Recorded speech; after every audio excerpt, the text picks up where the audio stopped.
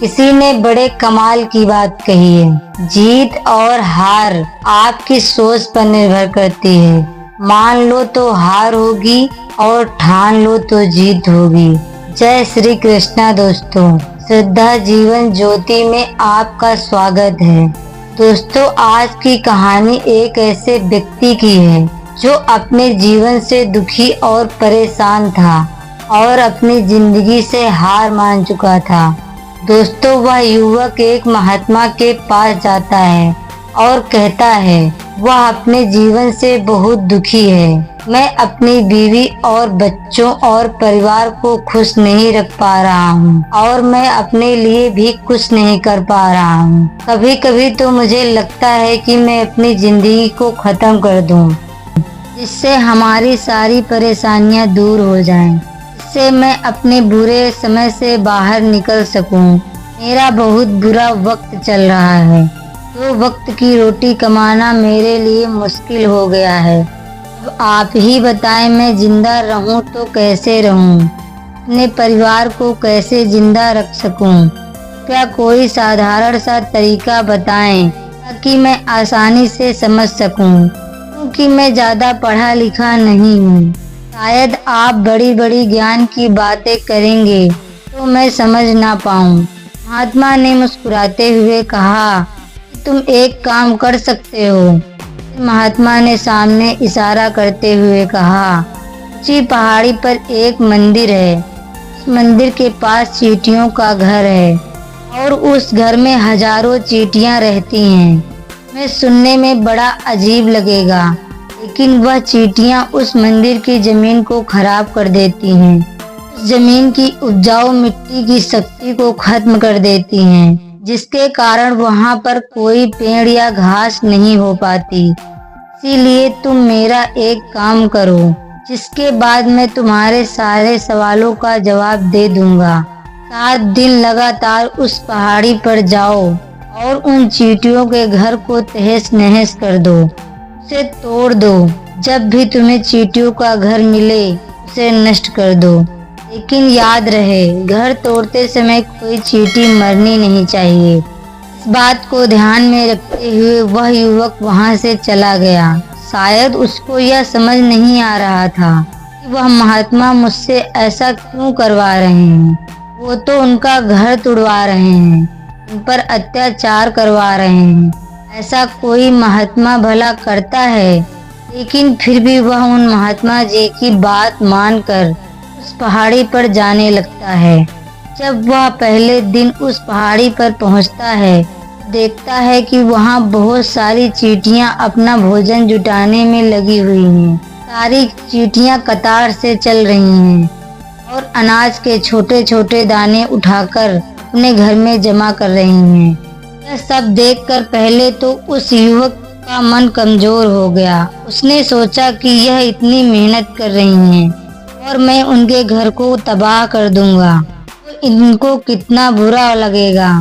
लेकिन उसने इन महात्मा की बात याद करके उन चींटियों का घर तोड़ना शुरू कर दिया। थोड़ी ही देर में उन चींटियों में हाहाकार मच गया।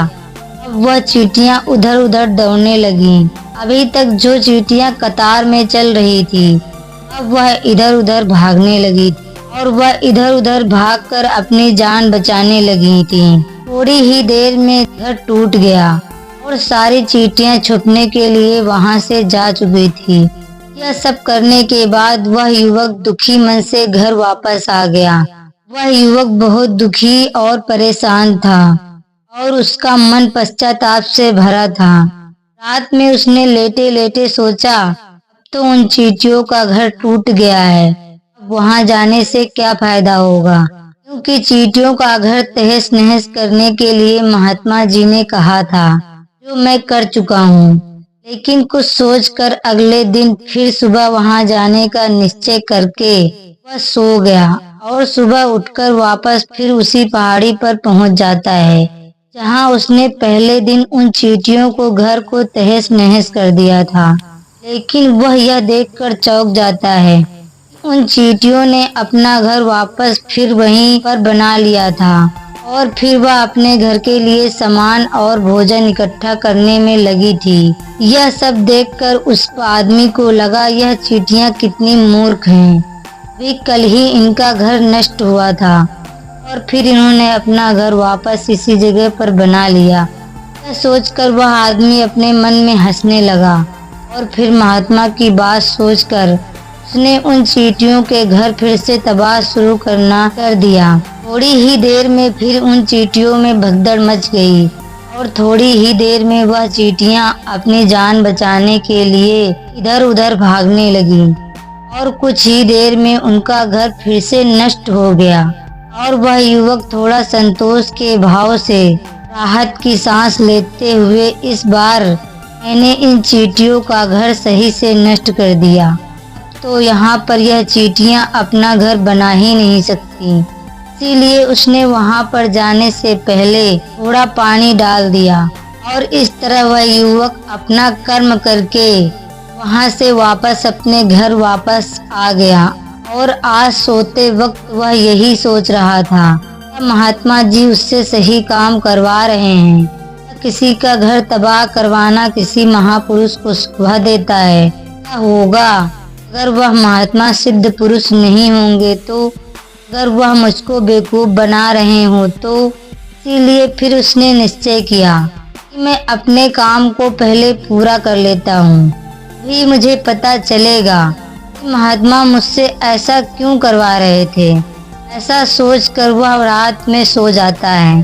दूसरे दिन सुबह उठकर फिर उसी पहाड़ी पर पहुंच जाता है जहां पर उसने उनके घर को तबाह कर दिया था और वह यह देखकर खुश हो जाता है कि वहां पर अब कोई घर नहीं था। सारी चींटियां वहां से भाग चुकी थी। अब उसने सोचा कि मेरा रोज यहाँ आने से क्या फायदा होगा, क्योंकि चींटियां तो अपना घर बदल चुकी हैं और महात्मा जी ने मुझे 7 दिन बाद आने के लिए कहा था, लेकिन आज तो तीसरा ही दिन है और बाकी अब 4 दिन आने का क्या फायदा होगा।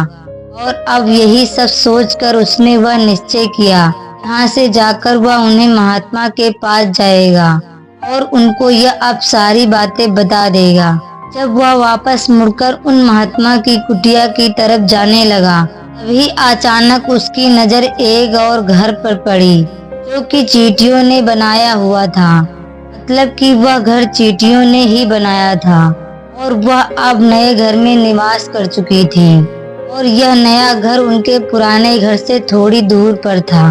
और जब उस युवक की नजर उस घर पर पड़ी, उसने सोचा शायद उन महात्मा को यह बात मालूम थी कि ये चींटियां अपना घर बदलकर दूसरी जगह बना लेंगी, इसीलिए उन्होंने मुझे 7 दिन बाद आने के लिए कहा था। और वह ऐसा विचार करके वह उनका नया घर तोड़ने के लिए पहुंच जाता है। और जब वह वहां पर पहुंचा, देखता है कि चींटियां इस प्रकार अपने कार्य में लगी हुई हैं जैसे कुछ हुआ ही ना हो। वह अपने लिए भोजन इकट्ठा कर रही थी और अपने घर में जमा कर रही थी। जो पुराना घर टूटा था वहां पर भी अनाज के दाने बचे थे और वह चींटियां अनाज को इकट्ठा करके अपने नए घर में ला रही थी।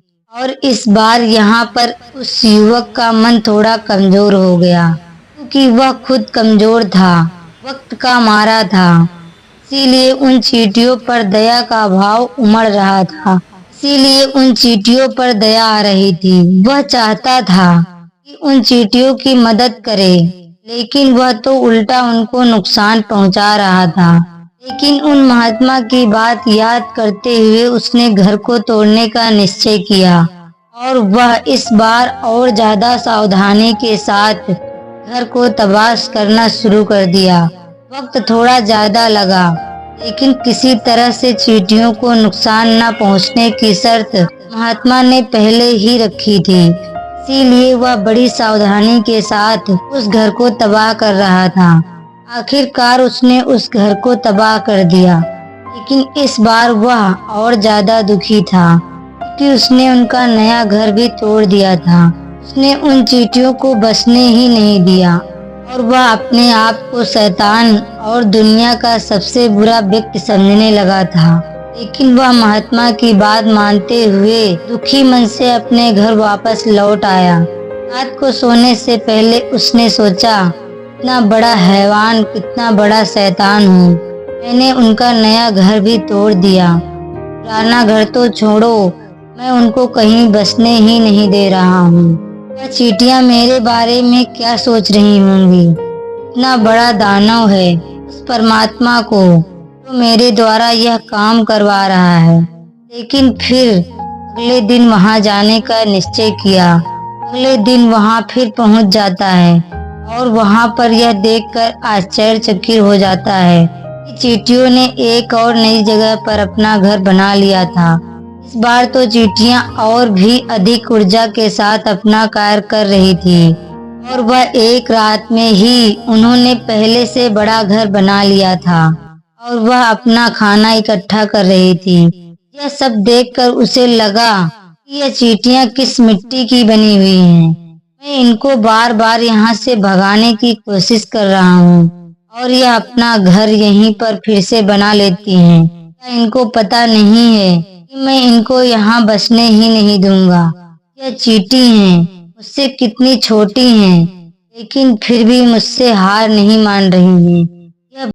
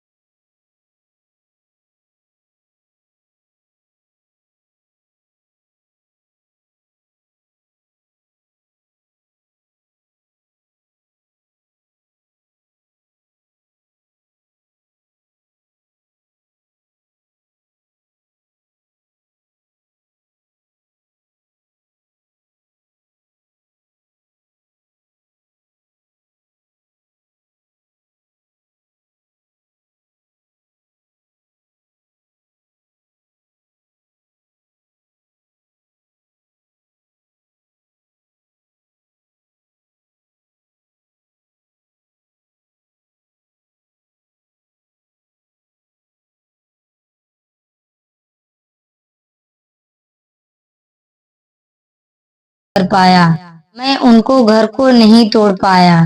मैं समझ सकता हूँ मैंने आपका काम पूरा नहीं किया और इसके बदले आप मुझे तरीका भी नहीं बताएंगे क्योंकि मुझे बुरे वक्त से बाहर निकाल सकता है। लेकिन मुझे इसकी कोई परवाह नहीं है। मुझे लगता है कि मैंने जो किया वह सब सही किया, इसीलिए मैं आपसे आज्ञा लेकर जा रहा हूँ। क्या मुझे घर जाने की आज्ञा दें। यह सुनकर महात्मा जी ने मुस्कुराते हुए कहा, अरे बेटा, कहाँ चल दिए, रुको, थोड़ा सा पानी पी लो, फिर चले जाना। और यह कहकर वह महात्मा जी उसके लिए पानी लेकर आते हैं। पानी पिलाने के बाद वह महात्मा जी उस युवक से पूछते हैं, मुझे बताओ, आखिर तुम उन चींटियों का घर तबाह क्यों नहीं कर सके। वह चींटियां तो आपसे इतनी छोटी हैं और तुम तो इतने विशाल हो, फिर भी उन छोटी छोटी चींटियों को घर को तबाह क्यों नहीं कर पाए। कहाँ है तुम्हारी शक्ति, कहाँ है तुम्हारा बाहुबल। इसका जवाब देते हुए उस युवक ने कहा, महात्मा जी, मैंने उन चींटियों का घर तबाह कर दिया था। एक बार नहीं, कई बार किया था। एक बार मैंने उन चींटियों को हानि भी पहुंचा दी थी, लेकिन जिस दिन मैंने उनको हानि पहुंचाई उसी दिन मुझे लगा कि मैंने उन चींटियों को हानि क्यों पहुंचा रहा हूँ, क्यों इनको इतनी तकलीफ दे रहा हूँ। उसी दिन मैंने उनको नुकसान और तकलीफ पहुंचाने की वजह से मैंने उनकी मदद करना शुरू कर दी। यह सुनकर उन महात्मा जी ने कहा, यही तो सीखने की बात है। एक छोटी सी चींटी हमें जीवन का संदेश दे जाती है। मैंने उन चींटियों के घर को तबाह करने के लिए तुमको वहां नहीं भेजा था, मैंने तो तुम्हें भेजा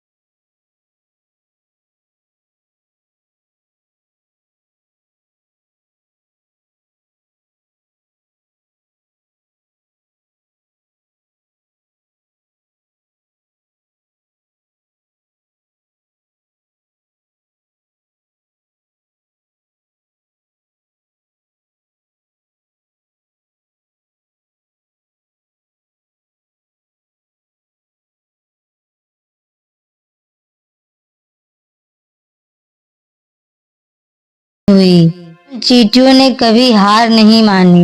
दूसरी सीख ये है, जब भी हमारा बुरा समय आता है तो हमें ऐसा लगता है कि यह समय कभी नहीं जाएगा, यह समय हमारे जीवन को बर्बाद कर देगा, मुझे कभी जीने नहीं देगा। और हम अपनी इसी सोच से, इसी विचारों से, जिसका असलियत में कोई अस्तित्व ही नहीं है, यह सिर्फ विचारों में है, हमारी सोच है, और यही विचार हमारे मन को दुखी कर देते हैं। और इसीलिए हम मनुष्य, लेकिन तुम खुद सोचो, बार बार प्रकृति हमें क्षति पहुंचाएगी, लेकिन कब तक पहुंचाएगी? लेकिन हम बार बार प्रयास करके दोबारा उठकर कोशिश करते रहेंगे, तो प्रकृति भी हमारे सामने एक दिन घुटने टेक देगी, और वह भी एक दिन हमारे ऊपर दयावान और कृपालु हो जाएगी, और हमें वह सब कुछ देने लगेगी। हमें सब कुछ मिल जाएगा जिसकी हमने कभी कामना की होगी। तुमने खुद देखा होगा, तुम उन चींटियों को